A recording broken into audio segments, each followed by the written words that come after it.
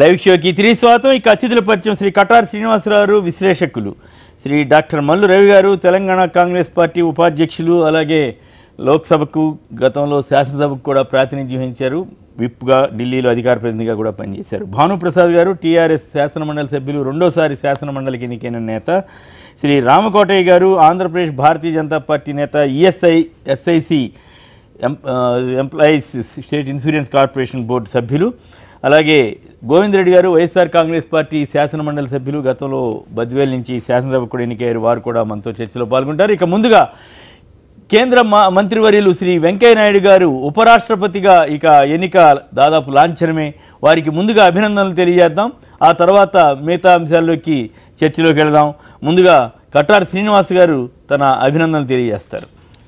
తెలుగువారు మనం అందరూ గర్వించదగ్గ అంశం.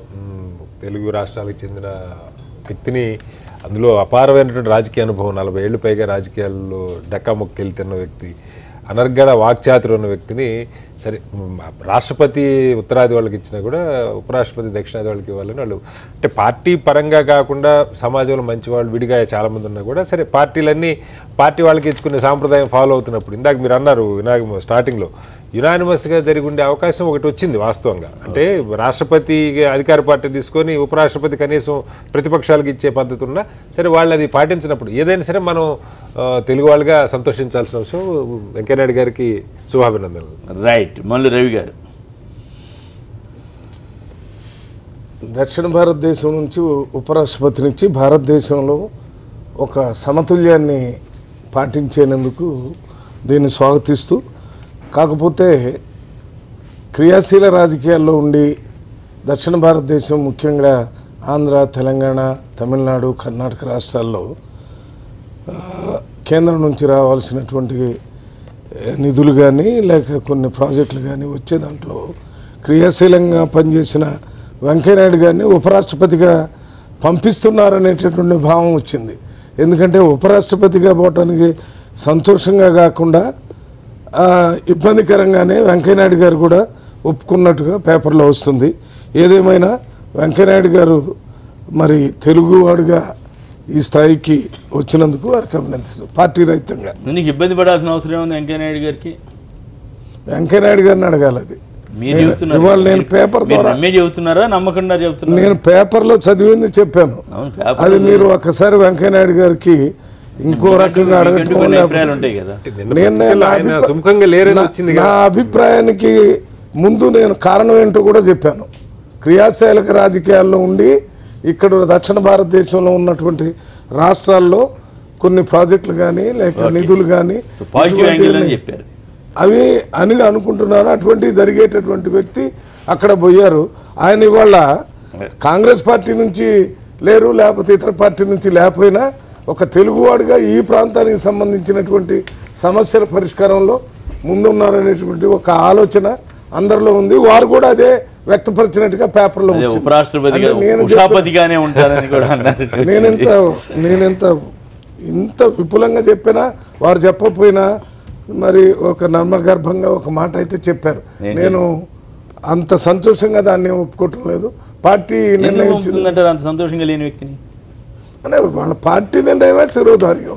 పార్టీ వాళ్ళు ఏం చెప్తే అది వింటానని కూడా చెప్పారు. పార్టీ ఏం చెప్తున్నారు మరి? పార్టీనే నేను అనేది, మోడీ గారు ఇటువంటి క్రియాశీలక నాయకుడు ఉండటం మంచిది కాదనే విధంగా ఆయన తీసి అక్కడ పెట్టాడనేది ఇవాళ నిన్న మొన్న కొన్ని పేపర్లో స్టోరీలు కూడా వచ్చినాయి. ఓకే. సో ఆయనకి అంటే అంత క్రియాశీలకంగా ఉంటూ మోడీ గారికి ఇష్టం లేదంటారు. అట్లయితే దాని అర్థం అదేనా అనుకుంటుంటే మీరు ఇంకా చెప్పాలంటే ఇంకా చెప్పుకుంటూ కూర్చొని చెప్పమంటలేదు. మీరు అన్నారు కాబట్టి ప్రస్తావించాను. మీకు ఇష్టమైతే చెప్పండి, లేదంటే నేను బలవంతం చేయను కదా. మీరు బలవంతం లేదు కానీ గొలుసు ప్రశ్నలు ఎక్కువైనాయి. నేను గొలుసు అంటే మీకు చెప్పడం ఇష్టం లేదు, నాకే అభ్యంతరం. మీకు ఏదో అభ్యంతరం, రిజర్వేషన్ ఏదో ఉన్నట్టు సందర్భం కాదు. ఓకే. కాదనేవాడిని కాదు కదా. నేను చెప్పేసాను, పూర్తిగా చెప్పాను. ఊరికనే ఒక్క మాటలో చెప్పి కూర్చోలేదు, వివరం కూడా ఇచ్చాను. నాకు అభ్యంతరం లేదు. ఆయన అభినందించి ఊరుకుంటే నేనేం కాదు, వేసేవాడిని కాదు. అభినందనతో పాటు విషయం కూడా చెప్పాను. రైట్. ఓకే. భానుప్రసాద్ గారు. వెంకయ్యనాయుడు గారు మన రాష్ట్రానికి సంబంధించినంత వరకు కేంద్ర రాజకీయాల్లో ఒక్క నిమిషం, రామారావు గారు ఖమ్మం నుంచి మీరు కూడా వెంకయ్యనాయుడు గారికి అభినందనలు తెలియజేయండి రామారావు గారు. సార్ నమస్కారం. నమస్కారం. నమస్కారం. మాట్లాడండి. నేను టీవీ వింటూ మాట్లాడకూడదు. ఓకే ఓకే శ్రీనివాసరావు గారు, ముందు తెలుగు రాష్ట్రంలో తెలుగు వారికి అందరికి శుభోదయం. ఓకే. తెలుగు రాష్ట్రాల్లో తెలుగు వాళ్ళకి అందరికి శుభోదయం. గుడ్. ఇవాళ వెంకయ్యనాయుడు గారు లేకపోవటం కొంచెం ఆంధ్రాలో కొంచెం గొప్ప తెలుగు రాష్ట్రాలు ఆయనకున్నటువంటి అది కాపాడుతుందనేటువంటి నమ్మకం మా తెలంగాణ రాష్ట్రం నుంచి ఖమ్మం జిల్లా నుంచి యాదవుల పక్షాన బీసీల పక్షాన హృదయపూర్వక నమస్కారాలు తెలియజేస్తున్నాం సార్. రైట్. అంటే క్రియాశీలక రాజకీయాల్లో ఉండలేని పరిస్థితి తప్ప ఆయన లేకపోవడం అనేది కాదు. అక్కడ రాజకీయాల్లోనే ఉంటారు, కాకపోతే ఉపరాష్ట్రపతి పదవిలో ఉంటారు. భానుప్రసాద్ గారు, తెలుగు రాష్ట్రాల నుంచి కేంద్రంలో క్రియాశీలకమైనటువంటి రాజకీయ పాత్ర పోషిస్తున్నటువంటి ప్రధానమైనటువంటి వ్యక్తుల్లో వెంకయ్యనాయుడు గారు ఒకరు. సుదీర్ఘమైనటువంటి రాజకీయ అనుభవం కలిగినటువంటి వ్యక్తి, ఒక మంచి వాక్చాతుర్యం కలిగినటువంటి వ్యక్తి, అదేవిధంగా పార్టీలో పట్టున్నటువంటి వ్యక్తి. బీజేపీ పార్టీలో జాతీయ అధ్యక్షుడిగా పనిచేసినటువంటి వ్యక్తి, ఆ పార్టీలో పట్టున్నటువంటి వ్యక్తి, క్రియాశీలకమైనటువంటి వ్యక్తిగా ఉంటూ ఇటు ముఖ్యంగా దక్షిణాది రాష్ట్రాలన్నింటినీ సమన్వయపరుస్తూ ఆ పార్టీకి ఎప్పటికప్పుడు పార్టీలో ఒక క్రియాశీలమైనటువంటి వ్యక్తిగా ఉన్నటువంటి వ్యక్తి. అదేవిధంగా కేంద్ర క్యాబినెట్లో కూడా క్రియాశీలకమైనటువంటి పాత్ర పోషించినటువంటి చాలా సందర్భాలు మనం చూడటం జరిగింది. ఈ మధ్యలో మొన్నటి వరకు పార్లమెంటరీ వ్యవహారాలు కూడా చూసినటువంటి వెంకయ్యనాయుడు గారు పార్లమెంట్లో అనేక సందర్భాల్లో అనేక వ్యవహారాలను చక్కబెట్టినటువంటి తీరును కూడా మనం చూసాం. వెంకయ్యనాయుడు గారి సమర్థత పట్ల లేకపోతే దాని పట్ల వేరే ఇంతవరకు ఎటువంటి ఇది కూడా రానటువంటి పరిస్థితి. డెఫినెట్గా వారు ఒక సమర్థమైనటువంటి నాయకుడిగా పేరు తెచ్చుకున్నటువంటి వ్యక్తి. ఈరోజు బీజేపీ పార్టీ వారిని ఒక దేశ ఉపాధ్యక్షునిగా నియమించడం అనేటువంటిది డెఫినెట్గా ఒక ఉపాధ్యక్షుడిగా రాజ్యసభ చైర్మన్గా కూడా కొనసాగుతారు. కాబట్టి ప్రస్తుతం ఉన్నటువంటి పరిస్థితుల్లో రాజ్యసభలో కొంత వారికి వీక్ పొజిషన్లో ఉన్నటువంటి సందర్భంలో ఇంకా మెరుగైన విధంగా రాజ్యసభను నడిపేటువంటి అవకాశాలు కానీ, చాలా బిల్లులు ఈరోజు పార్లమెంట్లో పాస్ అయినటువంటి చాలా బిల్లులు రాజ్యసభలో పాస్ కాకుండా ఆగిపోయి ఉన్నటువంటి పరిస్థితుల్లో ఉన్నాయి. రాజ్యసభకి ఆమోదానికి నోచుకోని విధంగా ఆగిపోయినటువంటి పరిస్థితుల్లో బహుశా వెంకయ్యనాయుడు గారు రాజ్యసభని నడిపినటువంటి తీరులో కొంతవరకు అటువంటివన్నింటినీ కూడా సాధించుకోవచ్చు అనేటువంటి ఉద్దేశంతో మరి నిర్ణయం తీసుకున్నారా, లేకపోతే ఏ రాజకీయ నిర్ణయంగా తీసుకున్నారా, కానీ బీజేపీ ఈ నిర్ణయం తీసుకోవడం నిజంగా సంతోషించదగినదే. వెంకయ్యనాయుడు గారికి సరే రాజకీయాలలో క్రియాశీల రాజకీయాలలో అని అన్నప్పుడు డెఫినెట్గా ఏదో ఒక సమయంలో యువకులకి కొత్త తరానికి అవకాశం ఇవ్వాల్సినటువంటి అవసరం ఉంటుంది. కాబట్టి ఇంకా నేనే క్రియాశీల రాజకీయాల్లో కొనసాగుతాను అనేటువంటిది కూడా వయస్సును కూడా మనం చూసుకుని చేయాల్సినటువంటి అవసరం కూడా ఉంది. క్రియాశీల రాజకీయాల్లో మాకు ఎన్ని సంవత్సరాలు వచ్చినా మేమే క్రియాశీల రాజకీయాల్లో కొనసాగుతామని అంటే కనుక కొత్త తరానికి అవకాశం రాదు. కాబట్టి డెఫినెట్గా వారికి ప్రమోషన్ రావటం అనేటువంటిది కూడా ఆహ్వానించదగినటువంటిది. ఇది ప్రమోషన్ కిందే లెక్క. డెఫినెట్గా ఇంకా వారు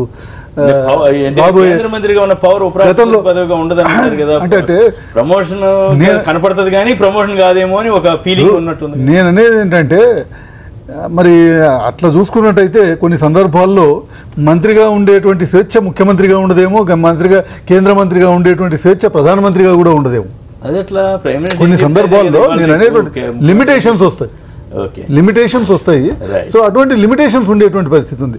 రేపు రాష్ట్రపతికి లిమిటేషన్ అనుకున్నట్టయితే కనుక మరి ఆ రాష్ట్రపతికి ఎవరు అనేటువంటిది కాదు కదా. అవును, అదే కాదు. నాకు ఒక డౌట్ అండి భానుప్రసాద్ గారు, రామ్ కోవింద్ కూడా రాజ్యసభ చేశారు, సరే గవర్నర్గా ఉన్నారు ప్రస్తుతం. కానీ ఆయనకంటే ఈయన సీనియర్ వెంకయ్యనాయుడు గారు. ఈయనకి రాష్ట్రపతి ఇచ్చి ఆయన ఉపరాష్ట్రపతి ఇచ్చి ఉంటే ఎట్లుండేది అంటే దాంట్లో కొన్ని ఇవి ఉన్నాయి. రామ్ కోవింద్ గారిదేమో ఇక్కడికే రిటైర్మెంట్. ఓకే. బట్ వెంకయ్యనాయుడు గారిని ఇంకా కొంతకాలం పాటు ఈరోజు ఉపరాష్ట్రపతి తర్వాత రాష్ట్రపతి ఇచ్చి తర్వాత ఇంకొక సెషన్ ఇంకొక టర్మ్ ఇస్తే కాదంటారా? ఇంకో రాష్ట్రపతిగా 2 టర్ములతోనే, ఒకవేళ అట్లా అనుకున్నా 2 టర్ములతోనే అయిపోయాయి. అప్పటికి బీజేపీ మళ్ళీ ఇది ఉండాలి, అవన్నీ ఉన్నాయి. బట్ ఇక్కడ 2 సార్లు అవకాశం ఇచ్చేటువంటి అవకాశం ఉందేమో. గతంలో కూడా భారత చరిత్రలో చాలా మంది ఉపరాష్ట్రపతులు రాష్ట్రపతులు అయినటువంటి చరిత్ర ఈ దేశంలో ఉంది. సో ఆ విధంగా మళ్ళీ ఒకసారి రాష్ట్రపతి ఇచ్చేటువంటి, ఈసారి ఉత్తరాది రాష్ట్రాలకి రాష్ట్రపతి ఇచ్చారు కాబట్టి నెక్స్ట్ టైం దక్షిణాది రాష్ట్రాలకి రాష్ట్రపతి పదవి ఇచ్చేటువంటి పరిస్థితి రావచ్చేమో. ఇది వచ్చినప్పుడు డెఫినెట్గా మళ్ళీ అది వెంకయ్యనాయుడు గారికి అవకాశం రావచ్చేమో. అవన్నీ కూడా ఊహాజనితమైనటువంటి అంశాలు. బట్ ఇప్పుడే చెప్పలేమనుకోండి కానీ బట్ ఇవన్నీ కూడా ఉన్నటువంటిది. ఏదైనప్పటికీ కూడా ఒక తెలుగువారికి ఈ గౌరవం దక్కడం అనేటువంటిది, అందులో వెంకయ్యనాయుడు గారు లాంటి స్టేట్స్మెన్కి దక్కడం అనేటువంటిది డెఫినెట్గా ఆహ్వానించదగిన. తిరుపతి గారు మంచిర్యాల నుంచి. తిరుపతి గారు నమస్కారం, మాట్లాడండి. మీ అభినందనలు ఎలా తెలియజేస్తారు? హలో సార్, నమస్కారం, మాట్లాడండి.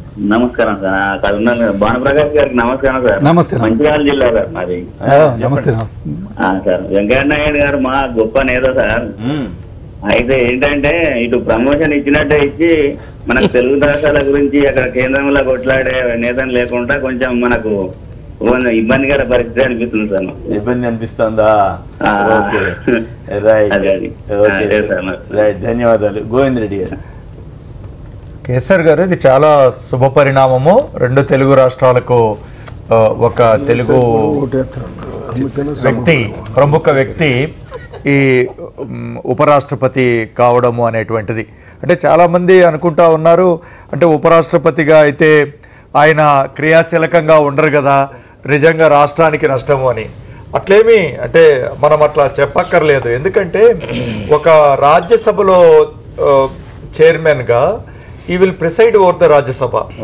అక్కడ ఆయన అందరి మీద కూడా కంప్లీట్ కంట్రోల్ తీసుకోగలరు. ఇప్పుడు ఒక మంత్రిగా ఉన్నారు కానీ అందరి మంత్రుల మీద చాలా, ఇప్పుడు మేము స్పీకర్ గారు అనుకుంటాము, స్పీకర్ పదవిలో కూడా they can exert lot of influence. అంటే ఏదైనా 1-2 పనుల దగ్గర ఒప్పుకుంటారు కానీ అన్నిటి మీద అంటే ఇప్పుడైతే అందరు మంత్రుల్ని కూడా పిలిపించి ఆయన ఛాంబర్లో కూర్చోబెట్టి పెద్ద మంత్రులను కూడా పిలిపించి మాట్లాడారు. కానీ ఆ పరిస్థితి కష్టం. పిలిపించి ఎలా మాట్లాడగలరు? ఆయన మీద గౌరవంతో వస్తారు తప్ప ప్రతి ఒక్కరు కూడా ఎందుకు రాగలరు? బికాస్ ఆయన కూడా వన్ ఆఫ్ ది, అంటే ఈక్వల్ మంత్రిగా. కానీ ఉపరాష్ట్రపతిగా ఆయన ఎవరినైనా పిలిపించుకోవచ్చు ఆయన చేంబర్ లో. ఇవన్నీ కూడా ఇన్ఫార్మల్ గా, ఫార్మల్ గా జరగకపోయినా ఇన్ఫార్మల్ గా ప్రతి మంత్రిని తన చేంబర్లకు పిలిపించుకోవడానికి అధికారికంగా చేయొచ్చు ఇప్పుడు. కాబట్టి రాష్ట్రాలకు మరింత మేలు జరుగుతుంది. ఆయన అనుకోకపోతే వేరే విషయం, కానీ ఆయన అనుకోని ఏదైనా చేయాలంటే కనుక మరింత మేలు జరుగుతుంది. ముఖ్యంగా రాష్ట్రపతి గారి పదవి ఎక్కువైనా కూడా ఈయన రాజ్యసభలో ఎప్పుడు కూడా అందరికీ కనపడేటువంటి వ్యక్తి. ప్రొసీడింగ్ జరిగేటప్పుడు అంతా కూడా ప్రతిరోజు కనపడుతూ ఉంటారు. ప్రతిరోజు కూడా ఏదో ఒకటి విధంగా ఆ రాజ్యసభను రెగ్యులేట్ చేస్తూ ఉంటారు. కాబట్టి ఇది చాలా మంచి పదవి మన దేశానికి. చంద్రబాబు గారికి ఎక్కువ నష్టం అనేది కొంత ఒక వాదన వస్తా ఉంది. ఇది మరి ఏ విధంగా ఆయన స్పందిస్తారా? ఇప్పుడు చంద్రబాబు గారికి వ్యక్తిగతంగా ఎంత డ్యామేజీ, రాష్ట్రాలకి ఎంత అనేది మనము వేచి చూడాలి. బట్ ఏదేమైనా కూడా తెలుగు రాష్ట్రాలకు మరింత మేలు జరుగుతుంది అని చెప్పి ఆశిద్దాం. రైట్, రాంకోటయ్య గారు, మీరు కూడా అభినందనలు తెలియజేయండి. మీరు ఇవి వచ్చిన కామెంట్ల మీద కూడా మీరు స్పందించవచ్చు. ఒక అద్భుతమైనటువంటి ప్రజ్ఞా పాఠవాలు కలిగినటువంటి, ఒక బ్రహ్మాండమైనటువంటి వాక్ చాతుర్యం కలిగినటువంటి ఒక వ్యక్తి శ్రీ వెంకయ్యనాయుడు గారికి ఇవాళ ఈ పదవి ఇవ్వడం చాలా గొప్ప విషయం. ఇవాళ చాలామంది ఏమనుకుంటారంటే సైడ్ లైన్ అని అంటున్నారు. ఇందాక మాట్లాడినటువంటి మల్లు రవి గారు మాట్లాడుతున్నారు, కావాలని పెట్టారు, పేపర్లో కథనాలు వచ్చినాయి ఇవన్నీ అనేది. వాస్తవంగా అయితే ప్రత్యక్ష రాజకీయాల నుంచి పక్కకి వెళ్ళారు. కానీ ఈ దేశంలో ప్రధాన పౌరుడికి కానీ, ఆ తర్వాత ఉపరాష్ట్రపతికి కానీ, గవర్నర్స్ కానీ ఏదో స్టాంపు వ్యవస్థ అనే విధానం ఉంది. కానీ మోడీ గారు వచ్చిన తర్వాత ఆ వ్యవస్థ అనేది సమూలంగా తీసి పక్కన పెట్టి వాళ్ళు కూడా దేశం కోసం ఆలోచన చేయాలి. దేశంలో మీరు బ్రహ్మాండమైనటువంటి విధానం ఉందనేది కాంగ్రెస్ పాలన పోయిన తర్వాత ఇవాళ తీసుకొచ్చినటువంటి అద్భుతమైనటువంటి ఘనత ఎన్డీఏ ప్రభుత్వానికి ఉంది. రాబోయే రోజుల్లో ఉపరాష్ట్రపతి కూడా దేశం కోసం ఎంతో మంచి కార్యక్రమాలు చేయడానికి అవకాశం ఉంది. వెంకయ్యనాయుడు గారు ఎక్కడ కూర్చున్నా తెలివిగల వ్యక్తిని కార్నర్లో కూర్చోబెట్టినా కూడా తెలివితేటలు తెలియజేయడానికి ఆస్కారం ఉంది. కాబట్టి ఈయన ఆ కార్యక్రమం అనేది ఒక చిన్న ప్రశ్న. ఇప్పుడు మోడీ గారు కొత్త విధానంలో ప్రెసిడెంట్, రాష్ట్రపతి, ఉపరాష్ట్రపతికి కొన్ని పరిధులు ఉంటాయి. ఆ పరిధికి లోపడి వాళ్ళు పనిచేయాల్సి వస్తుంది. అదే వెంకయ్యనాయుడు గారిని చిన్నతనంగా చూపించడానికి ప్రయత్నం చేయలేదు నేను. వెంకయ్యనాయుడు గారు ఉండటం వల్ల దక్షిణ భారతదేశంలో ఉన్న 4 రాష్ట్రాలకు ఉపయోగం జరుగుతుంది. ఆ క్రియాశీలక పరిస్థితి ఉండదు. ఇప్పుడు ఎవరిని అడిగినా చెప్తారు. అది చెప్పడానికి నేను ప్రయత్నం చేశాను తప్ప, లేకపోతే ఈ విధానంలో ఏదో మార్పు వచ్చింది, ఇది తప్పు జరిగింది అంటే నిర్ణయం వాళ్ళ పార్టీది. వాళ్ళు ఏది నిర్ణయం చేసినా అది శిరోధార్యం అని వెంకయ్యనాయుడు గారు చెప్పారు. మేము కూడా అదే ఒప్పుకుంటున్నాం. వెంకయ్యనాయుడు గారు మంచి వ్యక్తి, ఆయన పెద్ద ఈ స్థాయికి వచ్చాడు, తెలుగు వాడికి అవకాశం వచ్చింది, దాన్ని స్వాగతిస్తున్నామని కూడా చెప్పాం. కానీ వెంకయ్యనాయుడు గారే స్వయంగా నేను క్రియాశీల రాజకీయాలకు అంటే నిన్నటి నుంచి పేపర్లన్నీ మొత్తుకుంటున్నాయి. నిన్న మీరు పేపర్లో చూసారా? ఆంధ్రజ్యోతిలో పెద్ద కథనం వచ్చింది. ఏమనంటే ఇక్కడ ఉన్న ప్రజలందరూ వెంకయ్యనాయుడు గారిని పదవి నుంచి ప్రజలందరూ తెలుగుదేశం మంత్రులు వాళ్ళంతా ఎక్కువ ఆందోళన ఏదో మొత్తానికి తెలుగుదేశం కానీ తెలుగు వాళ్ళంతా ఇబ్బందిగా ఉన్నారని ఒక పెద్ద ఆర్టికల్ రాశారు. దాన్ని ప్రస్తావించాను తప్ప ఇవాళ కాంగ్రెస్ ప్రభుత్వంలో ఉపరాష్ట్రపతి రాష్ట్రపతి ఒక పని చేస్తే ఈ మోడీ గారి ప్రాంత రాజ్యంలో రాష్ట్రపతి ఉపరాష్ట్రపతి రాజకీయాలు చేయడానికి కాదు. దక్షిణాది గారిని గుర్తించారు. ఇవాళ చాలా గొప్ప విషయంగా ఎవరు గుర్తించారు? ఇప్పుడు ఎంత ముందు చేశారు. అనవసరంగా మనం చాలా మంది చేశారు. గతంలో కూడా చాలా మంది. ప్రసాద్ గారు న్యూజెర్సీ నుంచి. ప్రసాద్ గారు నమస్కారం, మాట్లాడండి, మీరేమంటారు? మాట్లాడే అవకాశం ఇచ్చారు. నమస్కారం, మాట్లాడండి, మీరే. వెంకయ్యనాయుడు గారికి ఇది ఇవ్వటం ఏంటంటే చంద్రబాబు నాయుడు గారికి పెద్ద ప్రాబ్లం అండి. Because he's the mediator between both the state governments. చంద్రశేఖర్కి కానీ లేకపోతే ఆంధ్రాకి కానీ మాట్లాడేటప్పుడు ఆయనే మీడియేటర్ లేకపోయాడు కాబట్టి ఆయనకి చంద్రబాబు నాయుడుకి ఇబ్బంది, కానీ ఆంధ్రాకి అయితే పెద్ద it doesn't make any difference అండి. ఇట్ డజంట్ మేక్ ఎనీ డిఫరెన్సా? Okay, right. ఏమంటారు మన రాంకోటయ్య గారు? అంటే వెంకయ్యనాయుడు గారికి ఇంకో పదవి రావటం చూడటానికి బాగానే ఉంది, సంతోషంగానే ఉంది, కానీ ప్రమోషన్ ఇచ్చినట్టే ఇచ్చి పక్కన పెట్టారనేటువంటి ఒక ఫీలింగ్ అయితే జనంలో కానీ రాజకీయ నాయకుల్లో కానీ ఉంది. మీరేమంటారు రాంకోటయ్య గారు? సార్, మోడీ వెంకయ్యనాయుడు గారే తీసుకెళ్లిన సందర్భంలో మోడీ గారు తెలంగాణ గురించి కానీ భారతదేశం గురించి కానీ గ్రామం గురించి పరిపూర్ణ అవగాహన ఉన్నటువంటి వ్యక్తి మోడీ గారు. 6 లక్షల గ్రామాలు ఏవైతే ఉన్నాయో గ్రామాలన్నిటి ఉంది. అయితే ఏంటంటే చాలా ఇంపార్టెంట్ విషయం ఏంటంటే వెంకయ్యనాయుడు గారు ఉంటే ఏంటంటే వారు వినపడేవారు. ఇవాళ మాకు 3 మంది నాయకులు ఉన్నారు. మురళీధరరావు గారు ఉన్నారు, ఇవాళ రామ్ మాధవ్ గారు ఉన్నారు, చాలా మంది నాయకులు. అంటే వాళ్ళ కోసం ఇన్ని పక్కన పెట్టారా? ఏంటంటే వెంకయ్యనాయుడు గారు ఏంటంటే బాగా మాట్లాడతారు కాబట్టి మోడీ గారికి చేయాలనే ఉద్దేశం లేకపోతే వెంకయ్యనాయుడు గారు ఎక్కడి నుంచి చేసేవారు? ఈ రాష్ట్రానికి ఇన్ని మంచి పనులు చేసినప్పుడు వెంకయ్యనాయుడు గారు గుర్తించాల. ఇవాళ ఆయన వెళ్ళిపోగానే ఏమన్నా ఆయన వెళ్ళిపోయాడు కాబట్టి మన రాష్ట్రానికి అన్యాయం జరుగుతుంది. ఇదంతా అంటే కాదు, కొందరు ఏమంటున్నారంటే రాష్ట్రానికి కాదు రాష్ట్రానికి కాదు చంద్రబాబుకి ఎక్కువ అన్యాయం, ఎక్కువ ఇబ్బంది వస్తుందని అంటున్నారు కొందరు కాలర్స్ కానీ వాళ్ళు. చంద్రబాబు ఎన్డీఏ కన్వీనర్ గా ఉన్నారంటే ఆయన చంద్రబాబు తక్కువ కాదు, ఒకప్పుడు చక్రం ఇవాళ చంద్రబాబు నాయుడు గారికి కూడా మంచి అవకాశం ఉంది. ఆయన డైరెక్ట్ గా as a chief minister of Andhra Pradesh he is knocking the door of the prime minister and going there and getting all the information, all the needed things. అందుకని చంద్రబాబు నాయుడు గారికి దౌత్యం ఎవరు అక్కర్లా, ఆయన సొంతంగా అయితే బాగా చేసుకోగల క్యాపబిలిటీ ఉన్నటువంటి వ్యక్తి, దాని గురించి ప్రాబ్లం ఏం లేదు. అట్లా కాదుగా, చంద్రబాబు గారికి కొన్ని ఇబ్బందులు వచ్చినప్పుడు ఈయన కాపాడారని కదా. ఇబ్బంది ఏమంటే ఎక్కడైనా సరే ఏదో ఒక సందర్భంలో ఆ సందర్భానుసారం మనుషులు ఉంటారు, అంతేకాని ఒక వెంకయ్యనాయుడు గారు ఉండటం వల్లే అవుతుంది లేదనేది కాదు. వాస్తవానికి ఇప్పుడు ఇంకా ఎక్కువ చొరవ తీసుకోవడానికి ఆస్కారం ఉంది. వెంకయ్యనాయుడు గారిని తక్కువ వైస్ ప్రెసిడెంట్ వెంకయ్యనాయుడు గారి మీద ఈ రకంగా మాట్లాడాల్సిన అవసరం ఉందా? ఏదో ఒక శుభ సందర్భంలో ఈ తెలుగు రాష్ట్రాలంటే ఆయనకి ప్రేమ ఉంది, ఎప్పుడు మాతో పాటే ఉంటారని మేము కోరుకుంటున్నాం. రైట్. కాదు ఏపీ బీజేపీలో కూడా ఒక వర్గం కొంత ఈ విషయంలో కొన్ని భిన్నాభిప్రాయాలు ఉన్నట్టున్నాయి కదా.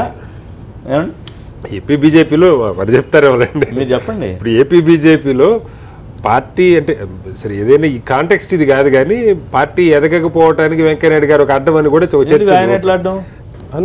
దశాబ్దాలకు ఇవాళ నేను చెప్పడం కాదు. బీజేపీలోనే చాలా మంది ప్రైవేట్గా మనతో మాట్లాడుతూ ఉంటారు విడిగా ఉన్నప్పుడు.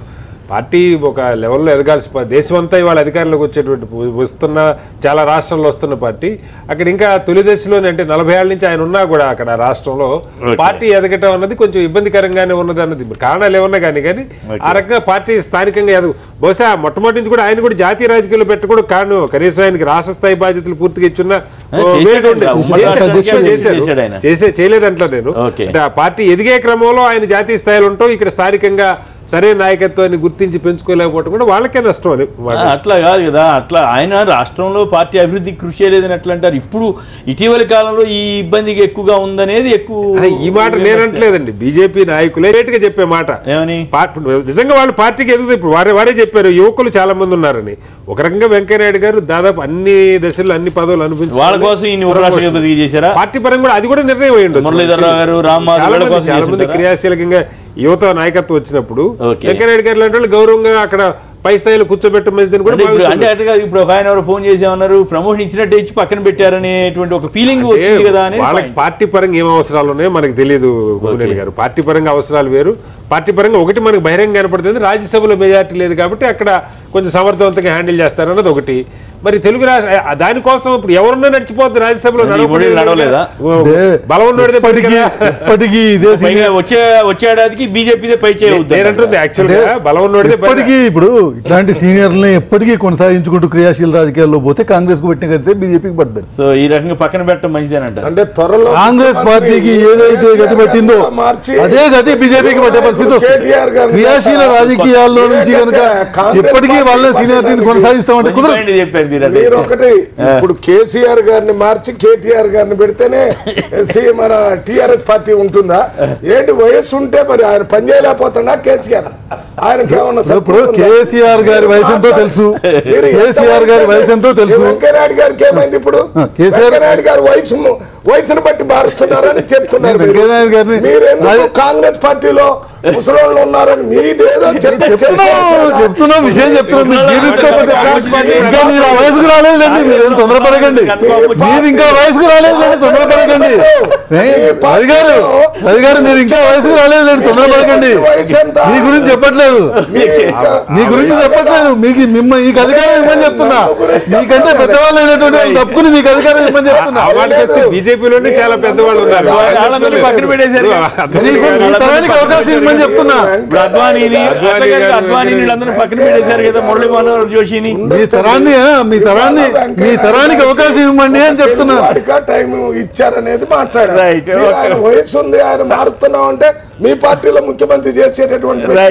సాయి రమేష్ గారు శ్రీకాళహస్తి. సాయి రమేష్ గారు నమస్కారం, మాట్లాడండి. మీరే ఉంటారు సార్? నమస్కారం సార్. ఎక్కడ ఉన్న వాళ్ళందరికీ నమస్కారం, మాట్లాడండి సార్. ఇప్పుడు నేను రామకోటయ్య గారికి ఒక చిన్న సలహా సార్. అడగండి. ఇప్పుడు వెంకయ్య నాయుడు గారికి ఉపరాష్ట్రపతి పదవి ఇవ్వడం అనేది ఆంధ్రప్రదేశ్ రాష్ట్రానికి కానీ బీజేపీ రాష్ట్ర శాఖకి కానీ ఏ విధమైన నష్టం లేదు సార్. బీజేపీ రాష్ట్ర శాఖకి బ్రహ్మాండమైన లాభం జరుగుతుంది. సింగిల్ డిజిట్ నుంచి డబుల్ డిజిట్ కి వస్తుంది రేపు లాభం జరుగుతుంది. బీజేపీ రాష్ట్ర శాఖకి సింగిల్ డిజిట్ నుంచి డబుల్ డిజిట్ కి వస్తుంది. ఆయన స్త్రీశీలక రాజకీయాల నుంచి వైదొలగడం వల్ల కొద్దిగా గొప్ప చంద్రబాబు నాయుడు మటుకు నాయుడు గారికి మటుకు చాలా నష్టం జరుగుతుంది సార్.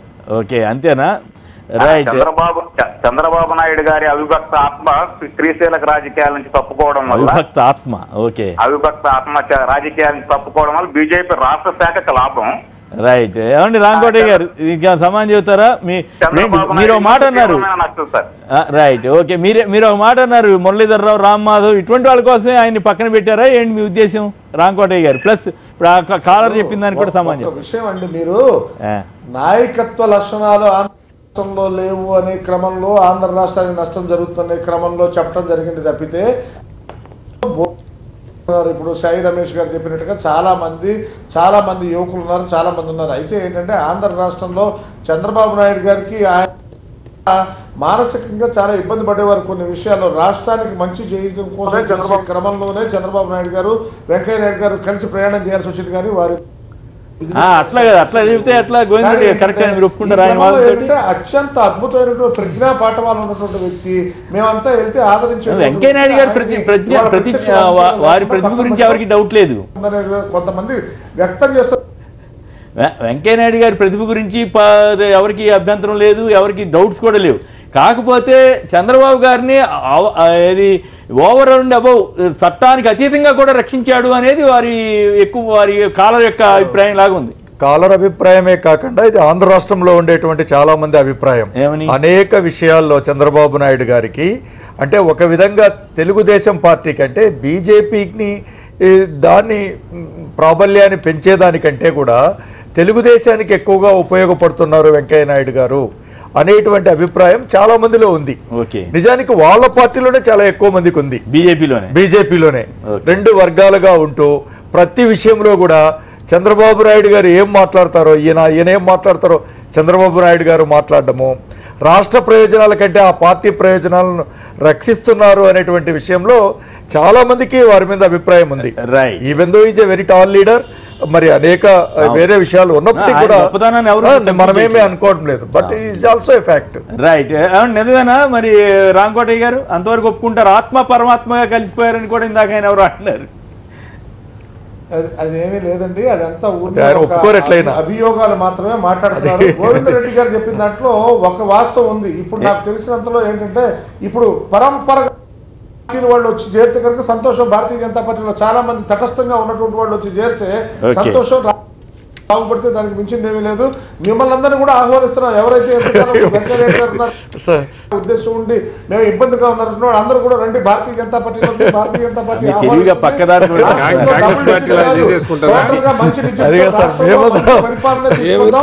చాలా సంతోషంగా ఉన్నాం సార్ మా పార్టీలో. Right, okay right. శ్రీదేవి గారు గుంటూరు నుంచి. శ్రీదేవి గారు నమస్కారం, మాట్లాడండి. నమస్తే అండి. నమస్తే. ఈ రోజు వెంకయ్యనాయుడు గారిని ఉపరాష్ట్రపతిగా చేయడం అనేది చాలా సంతోషం. ఎందుకంటే వారు రాజకీయ వాచస్పతి అండి. అటువంటి వ్యక్తి రాజ్యసభలో ఉన్నా, లోక్సభలో ఉన్నా, పార్లమెంట్ లో ఉన్నా, లేకపోయినా దేశంలో ఉన్నా, విదేశాల్లో ఉన్నా, ఏ భాషలో మాట్లాడినా కూడా అద్భుతంగా కన్వే చేయగలరు దేశం గురించి గాని, దేశ శక్తి గురించి గాని. అటువంటి వ్యక్తి ఎక్కడున్నా ఒకటే. అయితే ఈ రోజు మన రాష్ట్రానికి ఏదో అన్యాయం జరుగుతుంది అనుకుంటున్నారు, కానీ అవకాశం ఉన్న వాళ్ళు, ఆయనతో దగ్గరగా వెళ్ళగలిగిన వాళ్ళు ఏ బాధ్యతలో ఉన్నా ఖచ్చితంగా వెళ్ళగలరు. వెళ్ళి వాళ్ళ పనులు వాళ్ళు చేయించుకుంటారు, ఎవరికి కావాల్సిన హెల్ప్ వాళ్ళకి చేస్తారు ఆయన. అటువంటి వ్యక్తి మన దేశానికి ఉపరాష్ట్రపతి అవ్వడం ముందుగా చాలా సంతోషం. వారికి శుభాకాంక్షలు చేయాలి. వారు ఎంత మంచి బాధ్యతలో ఉంటే మన దేశ ఉన్నతి అంత సారంగా చేస్తుంది. అటువంటి రాష్ట్ర ఉపరాష్ట్రపతిగా ఎన్నుకున్నందుకు కేంద్రానికి కూడా ధన్యవాదాలు తెలియజేయాల్సిన అవసరం ఉందని నేను భావిస్తున్నాను. సో మొత్తం మీద వెంకయ్య నాయుడు గారికి అందరూ మెజారిటీ అభినందనలు చెబుతున్నమాట వాస్తవం. ఆ మెజారిటీ ఏముంది, దాదాపు అందరూ అభినందనలు చెబుతున్నారు. అయితే కాకపోతే ఆ పరిణామ క్రమంలో ఇది ప్రమోషనా కాదా, లేకపోతే చంద్రబాబు గారికి రక్షించే పరిస్థితి నుంచి బయటపడి ఇబ్బంది వస్తుందా, ఇట్లాంటి వాటి మీదే కొంత చర్చ జరుగుతుంది తప్ప వెంకయ్యనాయుడు గారి విషయంలో ఎవరికి అభ్యంతరం లేదు. వారిని అందరూ కూడా అభినందిస్తున్నారు, అందుకు సంతోషించాలి. ఇక రాహుల్ గాంధీ బచ్చానా, కేటీఆర్ బచ్చానా? కాంగ్రెస్ పార్టీ తెలంగాణకు శత్రువు, కాంగ్రెస్ పార్టీ తెలంగాణ అభివృద్ధిని అడ్డుకుంటోంది, 60 ఏళ్లుగా ఏం చేయలేని కాంగ్రెస్ పార్టీ ఇప్పుడు కబుర్లు చెబుతోంది, ఇష్టం మాట్లాడుతోందని మళ్ళీ మాటల తోటాలు. అయితే కేటీఆర్ అహంకారంతో వ్యవహరిస్తున్నారని కాంగ్రెస్ నేతలు మండిపడుతున్నారు. ఎవరిది అహంకారం, ఎవరు బచ్చా? మల్లిరవి గారు. ఈ మధ్య నిన్నగాక 3 రోజుల కిందట మహబూబ్నగర్ జిల్లా వచ్చినప్పుడు ఒక స్టేట్మెంట్ ఇచ్చారు, కాంగ్రెస్ పార్టీని పాత్ర వేయాలని. ఆ రోజే చాలామంది కాంగ్రెస్ పార్టీలు ఈయన ఒక బచ్చా, రాజకీయ పరిజ్ఞానం లేకుండా, చరిత్ర తెలియకుండా మాట్లాడుతున్నాడని. ఇంతకుముందు కాంగ్రెస్ పార్టీని పాతేస్తాం లేకపోతే పాత్ర వేస్తాం ఉన్న వాళ్ళందరూ కూడా పాత్ర అయిపోయిన సంగతి అది చరిత్రలో తెలుసుకోవాలి. అసలు కాంగ్రెస్ పార్టీని తెలుసుకోవాలంటే మమ్మల్ని అడగాల్సిన పని లేదు, అది కేసీఆర్ గారిని అడిగితే కేటీఆర్ గారికి చెప్తారు. అది మర్చిపోయి వాళ్ళ నాన్న ముఖ్యమంత్రి కాబట్టి ఆయనకు మంత్రి పదవి వచ్చింది, రాజకీయాల్లోకి వచ్చారు. మీరు మాట్లాడేటప్పుడు కొద్దిగైనా ఆలోచించి మాట్లాడాలి.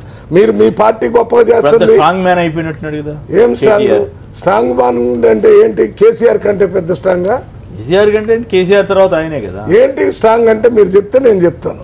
మరి తిట్టడంలో స్ట్రాంగా? తిట్టడం మొదలు పెడితే అందరూ తిడతారు. ఎందుకు తిట్టడం లేదు?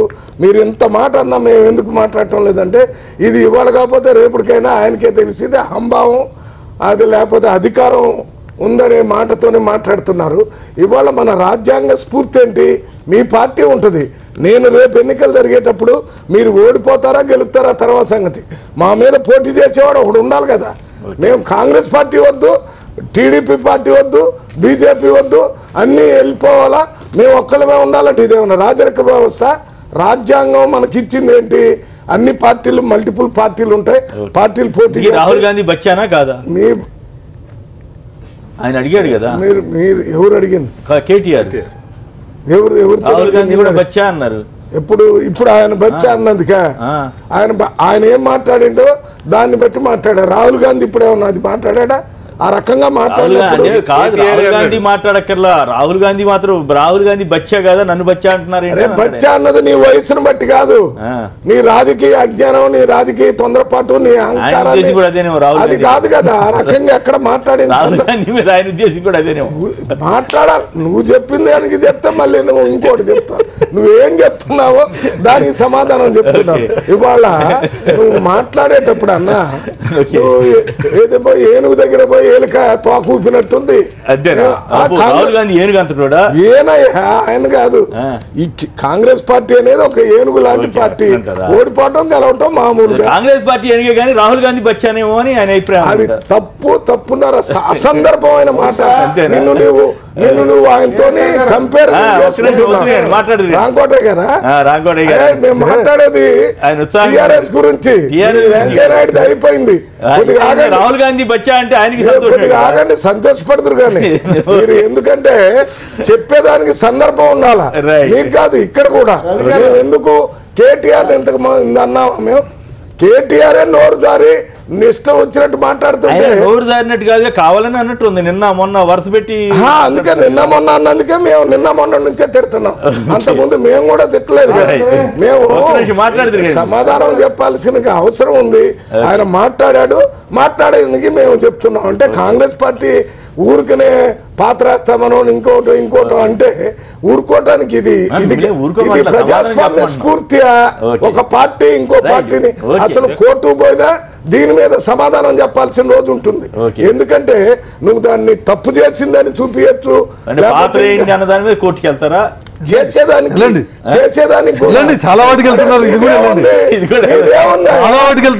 తీసాము. మాకు అన్ని పోయినాయి, మా ఇష్టం అని. ఇప్పుడు 130 కేసులు పోయినాయి. మీరు పోండి అంటారు. నువ్వు సమాధానం నువ్వు చెప్పు. నువ్వు కాంగ్రెస్ నుంచి వచ్చావు, ఎందుకు కాంగ్రెస్ పార్టీ పాత్రేస్తాడా? ఇంత మొనగాడా చర్చించాము. ఇప్పుడు బచ్చానా కాదా రాహుల్ గాంధీ? రాహుల్ గాంధీ బచ్చా అంటానికి నేను ఇవాళ ఈయన బచ్చా అనేది కూడా ఈయన వయసు వచ్చింది తక్కువ అనేది కాదు. ఈయన మాట్లాడేటటువంటి అట్లా మాటల వల్ల బచ్చా. రాజారాం గారు వైజాగ్ నుంచి. రాజారాం గారు నమస్కారం, మాట్లాడండి.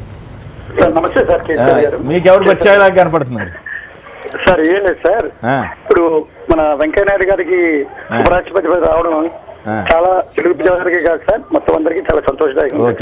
కానీ ఒక్క చంద్రబాబు నాయుడు మటుకు చాలా చాలా చాలా ఇబ్బంది పెట్టేస్తున్నారు సార్.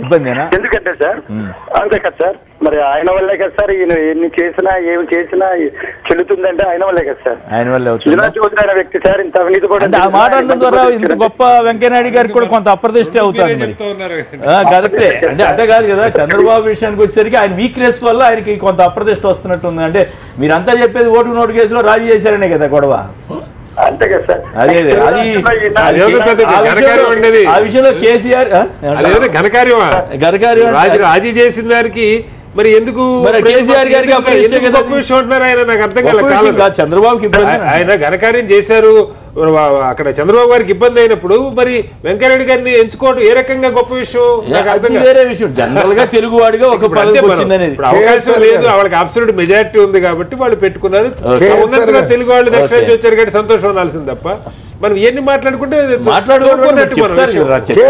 ఒక్క మాట వారు చెప్పినట్టుగా ఇవాళ వెంకయ్యనాయుడు గారు దేశాన్ని వదిలిపెట్టి కానీ లేకపోతే ఈ పార్టీని వదిలిపెట్టి పోవటం లేదు. కానీ ఇప్పుడు మీరు చెప్పినట్టు వారు చెప్పినట్టు చంద్రబాబు నాయుడు గారికి ఏమి నష్టం ఉండదు. అక్కడుండి కూడా ఆ చక్రం తిప్పేటటువంటి కార్యక్రమంలో ఏమి లోటు ఉండదు. చక్రం తిప్పడానికి బయట రాజకీయాలు ఓపెన్ గా చేయొచ్చు కాదు. కానీ చంద్రబాబు నాయుడు గారు ఏంటి డైరెక్ట్ ఇంకా ఎక్కువ. Chandrababu Naidu vice president of India అని మాట్లాడటం ఇంకా తేలిక, మామూలు జనానికి కష్టం. చంద్రబాబు నాయుడు ముఖ్యమంత్రిగా ఆయనతో మాట్లాడతాడు, ఆయన ప్రధానమంత్రి గారితో ఇంకా తేలిక. రవి గారు చెప్పినటువంటి అంశాల్లో ఫస్ట్ అసలు కేటీఆర్ మాట్లాడినటువంటి అంశం కాంగ్రెస్ పార్టీకి సంబంధించినటువంటి అంశంకి వస్తే, కాంగ్రెస్ పార్టీని పాత్ర వేయండి అని చెప్పి ప్రజల్ని రిక్వెస్ట్ చేసారు, ప్రజల్ని అప్పీల్ చేసారు. కానీ పాత్ర వేస్తామని చెప్పలేదు, లేకపోతే పాత్ర వేయమని ఇచ్చారు, ప్రజలని అప్పీల్ చేశారు. ఇక బచ్చా విషయానికి వస్తే మాట్లాడలేదు. వినండి ఓడించండి అని చెప్పండి. గెలిపేయకుండా దాన్నే మీరు చెప్పండి, దాన్నే ప్రజలకు అర్థమయ్యేటువంటి విధంగా ప్రజలకు అర్థమయ్యేటువంటి భాషలో అడుగుతారా? ప్రజలకు అర్థమయ్యేటువంటి భాషలో చెప్తాం కదా. మీరు చెప్పే విధానంలో మీరు చెప్పండి, చెప్పే విధానంలో మీరు చెప్పండి. చేసినటువంటి దేశం మీ ఇష్టం వచ్చినట్టు మాట్లాడి ప్రజలకి ఏ విధంగా చెప్పాలో మీరు చెప్పే విధంగా మీరు చెప్పుకోండి. ఒక బాధ్యత కలిగిన బాధ ఇదే వినరు.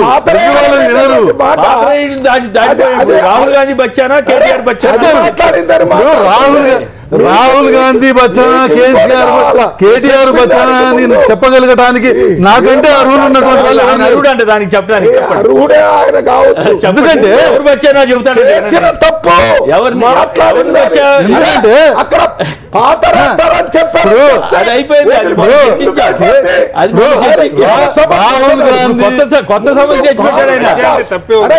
కొత్త సమస్య తెచ్చిపెట్టాడు కేటీఆర్ గారు. ఎవరు బచ్చా అన్నది రాహుల్ గాంధీ బచ్చానా అభ్యంతరం చెప్పారు కదా. పాతరాస్తారంటే సంస్కృతి కానీ కొట్టే విధానంగా ప్రజలు వారిని మాట్లాడిన వాళ్ళు మీరు అంటే రాహుల్ గాంధీని బచ్చా అంటే అన్న వద్దని చెప్పి ప్రయత్నం చేస్తున్నట్టు.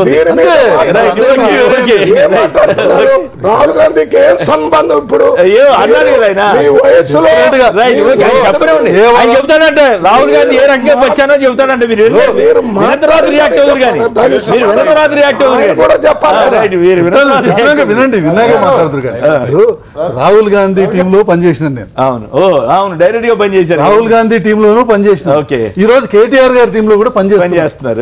కాబట్టి నేను ఏం చెప్పిన ఏంటంటే అందులో ఇద్దరి గురించి చెప్పేటువంటి అర్హత నాకు ఎక్కువగా వాళ్ళిద్దరికి తేడా చెప్పండి. ఏ రకంగా ఎవరు ఎట్లా బచ్చి అవుతారు ఎవరు కాదు. నేను చెప్పేది ఏంటంటే రాహుల్ గాంధీ గారు క్రియాశీల రాజకీయాల్లోనే ఉన్నారు, కేటీఆర్ గారు క్రియాశీల రాజకీయాల్లోనే ఉన్నారు. కేటీఆర్ గారికి సామాన్య ప్రజానీకం యొక్క సమస్య దగ్గర నుంచి రాష్ట్రం ఎదుర్కొంటున్నటువంటి సమస్యలు కానివ్వండి, గవర్నెన్స్లో ఉండేటువంటి ఎదురయ్యేటువంటి క్లిష్టమైనటువంటి పరిస్థితులు కానివ్వండి, వీటన్నిటిని కూడా చాలా స్పష్టంగా అవగాహన చేసుకున్నటువంటి వ్యక్తి కేటీఆర్. 3 సార్లు ప్రజల నుంచి ఎన్నుకోబడ్డటువంటి వ్యక్తి, ఒక ప్రజా ఉద్యమంలో తాను పాల్పంచుకున్నటువంటి వ్యక్తి, ఆ ప్రజా ఉద్యమంలో ప్రధానమైనటువంటి భూమిక పోషించినటువంటి వ్యక్తి కేటీఆర్. పార్టీని ఈ రోజు బలోపేతం చేయడంలో తన పాత్ర కూడా ఉన్నటువంటి వ్యక్తి రాహుల్ గాంధీ గారు. ఆయన కూడా సరే ఆనువంశికంగా వచ్చినప్పటికి కూడా తను రాష్ట్ర ఒక పార్టీకి ఉపాధ్యక్షులు అయిన తర్వాత కనీసం ఒక జాతీయ పార్టీకి ఉపాధ్యక్షులుగా ఉన్నటువంటి రాహుల్ గాంధీ గారు తన పార్లమెంటరీ నియోజకవర్గంలో ఉన్నటువంటి అసెంబ్లీ స్థానాలను కూడా గెలిపించుకోలేనటువంటి పరిస్థితుల్లో ఉన్నటువంటి ఆధారంగానే బచ్చా అంటారా? నేను చెప్పేది ఏంటంటే ఒక జాతీయ స్థాయిలో పార్టీ నాయకుడిగా ఉన్నటువంటి వ్యక్తి ప్రభావితం చేయగలిగినటువంటి అంటే ప్రజల్ని ప్రభావితం చేయడం, దేశంలో ఉన్నటువంటి ప్రజలందరినీ ప్రభావితం చేయగలగటం ఒక అంశం అయితే, తన నియోజకవర్గంలో ప్రజలు ఏం కోరుకుంటున్నారు, ప్రజలు ఏం కోరుకునేటువంటి వాటిని చేయగలుగుతున్నామా లేదా అనేటువంటి అది సరే నేర్చుకోవడం అనేటువంటి మీరు ఏమన్నారంటే రాహుల్ టీంలో నేను పనిచేశారన్నారు. రాహుల్ టీంలో పనిచేసినప్పుడు ఆయన బచ్చా అనిపించిందా? నేను అందుకే చెప్తున్నా. ఇప్పుడు రాహుల్ టీంలో పనిచేసేటువంటి నాకు ఒక పనిని అప్పగించారనుకోండి, ఆ పనిని సమీక్షించి నేనేం చేస్తున్నాను, నేనేం చేయగలుగుతున్నాను అనేటువంటి సమీక్షించుకుని పోవాల్సినటువంటి బాధ్యత వారి మీద ఉంటుంది. అట్లా చేయలేదా? సో అటువంటివన్నీ ఇప్పుడు వారికి ఏంటంటే డెఫినెట్ గా చెప్పగలుగుతాను.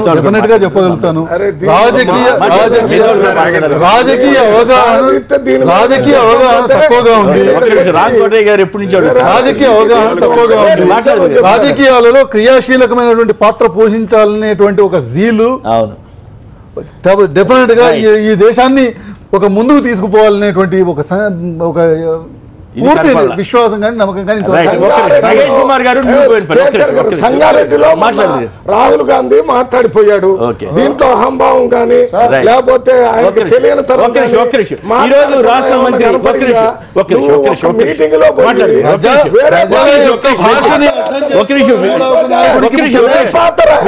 యొక్క భాషలో ప్రజలకు వాళ్ళ భాష వ్యక్తీకరించడం కూడా జగదీష్ రెడ్డి గారు లైన్లో ఉన్నారు. ఒక్క నిమిషం వారి బర్త్డే ఇవాళ తెలంగాణ మంత్రివర్యులు శ్రీ జగదీష్ రెడ్డి గారి జన్మదినోత్సవం, వారికి జన్మదిన శుభాకాంక్షలు తెలియజేద్దాం.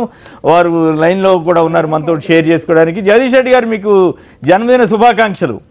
థ్యాంక్ యూ కొమ్మినేని గారు, థ్యాంక్ యూ. భానుప్రసాద్ గారు కూడా జగదీశ్వర్ రెడ్డి గారికి జన్మదిన శుభాకాంక్షలు జగదీష్ రెడ్డి గారు. రాంకోటయ్య గారు శ్రీనివాసరావు. థ్యాంక్ యూ రాంకోటయ్య గారు. థ్యాంక్ యూ రవి గారు, థ్యాంక్ యూ రాంకోటయ్య గారు, థ్యాంక్ యూ రవి గారు. జన్మదిన శుభాకాంక్షలు. మీరు రాంకోటయ్య గారు అసలు సబ్జెక్ట్ మర్చిపోవద్దు. జగదీష్ రెడ్డి గారు ఎట్లా నడుస్తోంది? 3 ఏళ్లుగా మీరు సడన్ గా ఎమ్మెల్యే అయ్యారు, తర్వాత మంత్రి అయ్యారు. ఎట్లా జోరుగా సాగుతోందా మీ రాజకీయం? రాజకీయం నేను చేస్తాను సార్, 3 ఏళ్ళుగా అభివృద్ధి మాత్రం చేస్తా ఉన్నాం. అభివృద్ధి బ్రహ్మాండంగా ముందుకు సాగుతా ఉంది. మంచిగా అనుకున్న పద్ధతిలో సాగుతా ఉంది. అదృష్టవశాత్తు ముఖ్యమంత్రి గారు నాకు ఇచ్చిన శాఖ, విద్యుత్ శాఖ కూడా చాలా బాగుంది, అందరికీ కూడా తెలుసు. రాష్ట్ర వ్యాప్తంగా దేశవ్యాప్తంగా అందరూ కూడా ప్రశంసలు అందుకుంటున్నారు ఈ విద్యుత్ విషయంలో. ఈ రోజు నుండి 2 జిల్లాల్లో, మెదక్, నల్గొండ జిల్లాలో ఈ రోజు నుండి రైతులకు కూడా 24 గంటలు ఉన్నాం అందుబాటులో. ముఖ్యమంత్రి గారి ఆదేశాల మేరకు ఈ సంవత్సరం చివరి నాటికి ఇవ్వాలన్నారు. 2 జిల్లాలో ప్రయోగాత్మకంగా ఈ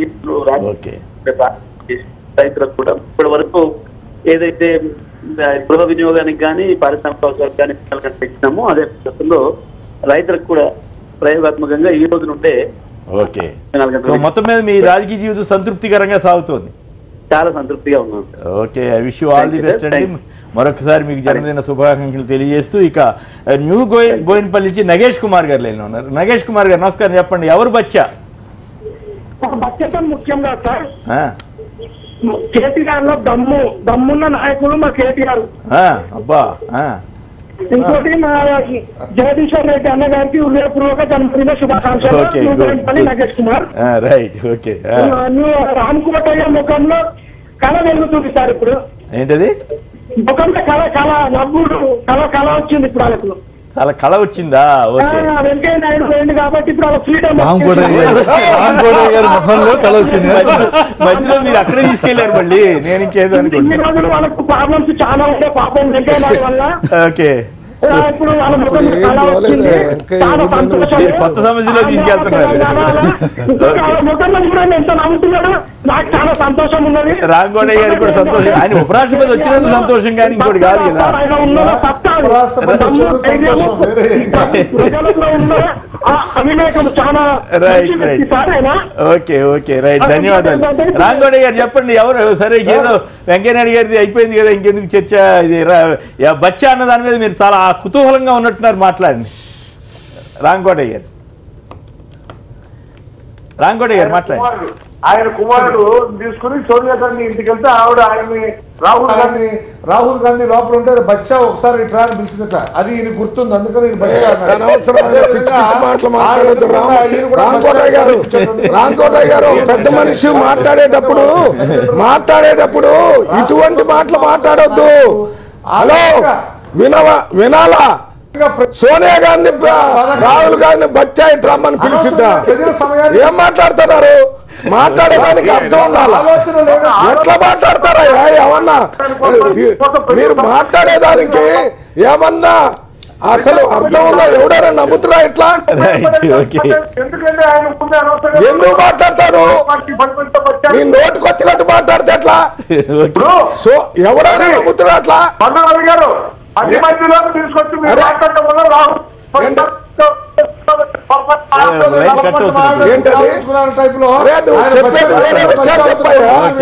చెప్పే విషయాలు ఏమన్నా ఉంటే చెప్పు. అక్కడ పోయినప్పుడు మాట్లాడితే ఎట్లా కుదిరింది? ఏదైతే మాట్లాడుతున్నామో ఇది అంటే అనవసరమైనటువంటి చర్చ. ఇప్పుడు అట్లా కాదు ఒక పాయింట్ చెప్పాలి ఇక్కడ. రాహుల్ గాంధీ గారు, మన్మోహన్ సింగ్ గారు పెద్ద ఆయన ఒక ఆర్డినెన్స్ తయారు చేసి రాజకీయ నాయకుల్ని రెండేళ్లకి అనర్హత వేటు వేసి ఒక కోర్టు దాన్ని చేయబోతే చాలా మంది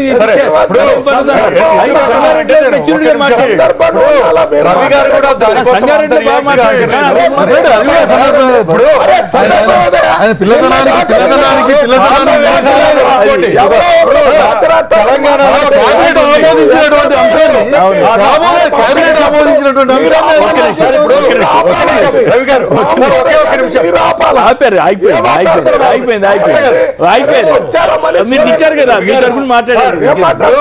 ఇప్పుడు ఎవరినైనా కూడా పాత్ర వేసినామంటే మరి తెలంగాణ భాషలో అంటే పాత్ర అంటే కదా సమాజమే కదా.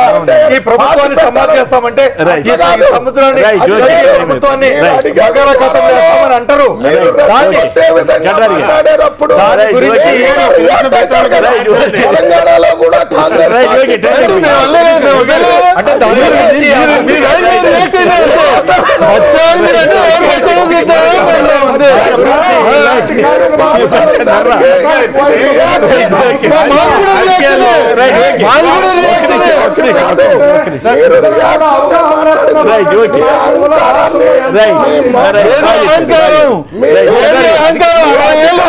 పాలించి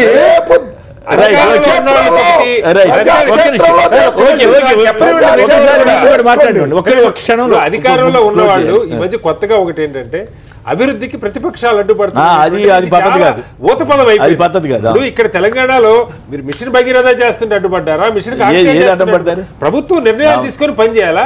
ప్రతిపక్షం ఎందులో అందులో తప్పులు ఉంటే మీరు ఆ మాట్లాడండి, నిర్మాణాత్మకంగా ఎవరొచ్చండి, కన్స్ట్రక్టివ్ గా మాట్లాడి అనాలి తప్ప అంటే ఊరికే మన రాజకీయాలు దిగజార్చి కేటీఆర్ గారు లాంటి వాళ్ళు పాత్రయాలన్న తప్పే రాజకీయాలు యువ నాయకత్వం రావాలని కోరుకుంటున్నాం. మీరు కూడా యువ నాయకుడు బచ్చా అనకూడదు.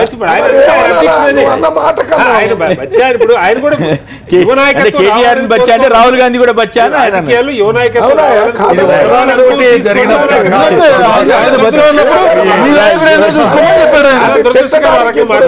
ఊళ్ళల్లో ప్రజలు కొట్టుకునే పరిస్థితిని మీరు ఎందుకు కల్పిస్తున్నారు? తెలంగాణ ఉద్యమే మాటలు మాట్లాడిన దాని మీదనే ఉంటాయి కదా, ఎదురుగా ఎవరన్నా ఉంటాయి కదా, ఎదురుగా